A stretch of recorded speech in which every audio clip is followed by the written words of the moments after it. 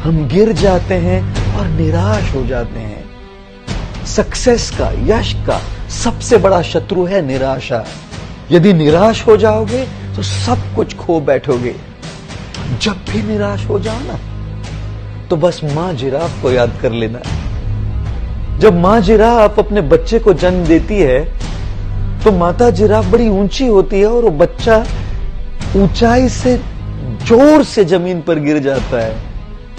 और जैसे ही बेचारा समझने का प्रयत्न करता है कि मैं कहां गिर गया, तब तक वो मां उस बच्चे के ऊपर खड़ी रहती है और उसको बहुत जोर से लात मारती है।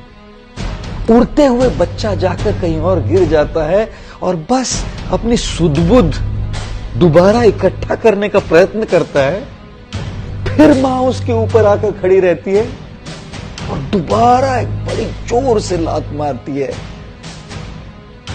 बच्चा समझ जाता है कि यदि मैं कुछ न करूं ना, तो लात खाते रहना पड़ेगा। अपने बड़े ही कमजोर पैरों पर खड़े रहने का प्रयत्न करता है वो जिराफ का बच्चा। फिर दोबारा मां आकर उसको लात मारती है। बच्चा फिर गिर जाता है और समझ जाता है कि यदि मैं खड़े रहकर भागूं नहीं, तो बस लात खाते रहना पड़ेगा।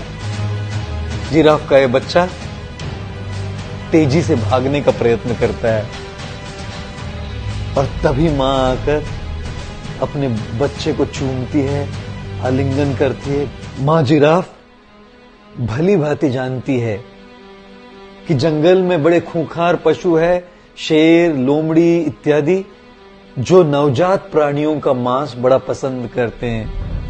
और मां जिराफ तो बच्चे के साथ, उस शिशु के साथ हमेशा नहीं रह सकती। तब अगर वो बाहर चली जाए तो इस बच्चे की रक्षा कौन करेगा? इसलिए सबसे पहले जैसे उसका जन्म होता है, उसको लात मारती है ताकि वो उठना सीखे। दोबारा लात मारती है ताकि उसे वो उठने की जो क्रिया है वो याद रहे। दोबारा लात मारती है ताकि केवल उठे नहीं, दौड़ना प्रारंभ करे।